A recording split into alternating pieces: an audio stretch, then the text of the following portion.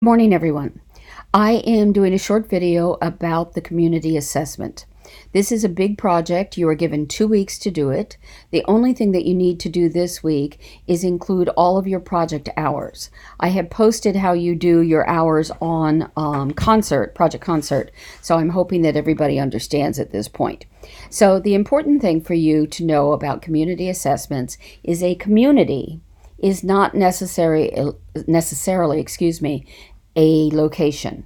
A community is any group of people, from a public health aspect, any group of people that share, in this case, an illness or an issue together. I'm going to give you an example. I did one of my master's projects on a group of men who played pickup basketball every week at the gym in my church, and they all were at risk for high blood pressure, all African American, very much at risk for high blood pressure.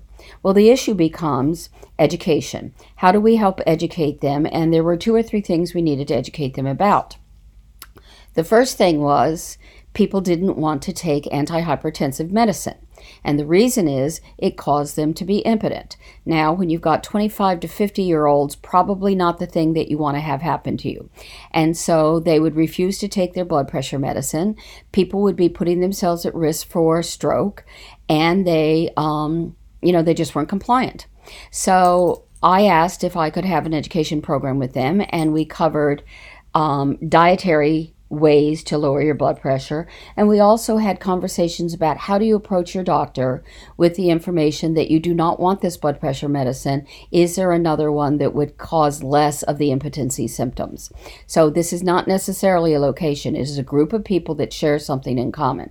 So I want you to know that. I also did a project in a black barbershop on prostate cancer for older men. And in fact, we found somebody who wouldn't have known that he had prostate cancer. So you can do a geographic area, but you don't have to. Once you've decided on who your community is or where your community is, and it can be a location, then I want you to try and figure out everything you can about that particular populace. And that's why you're given 2 weeks. What are the statistics about hypertension in African American males? What happens if they don't take their medicine? What kinds of medicines are available for them? Is there any that doesn't cause impotency? Where do most of them live? How do they get their health care? How do they get their health education? That kind of thing. So that's what we're looking for here. I'm looking forward to your assignment. So remember that you only have to put your project hours in this week, and next week you should have your entire assessment done. As you look it up on the internet and do some research, you will find that there are a number of tools that you can use to do a community assessment. Also, if you have any not-for-profit hospitals in your area, they are required. I don't know if it's every 1 year or every 2 years to do a full community assessment, and you can use them as a guideline, just as a guideline. I had one student turn one in to me, and that's not what I'm asking for. So approach it that way.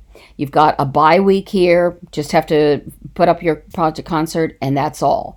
But, really work on getting this information together.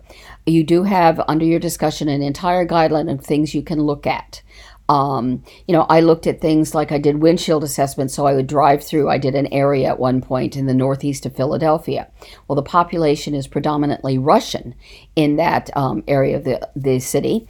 And I drove around. I went to Russian stores. We happened to meet a young clerk at one of the stores. He took us to a Russian nightclub.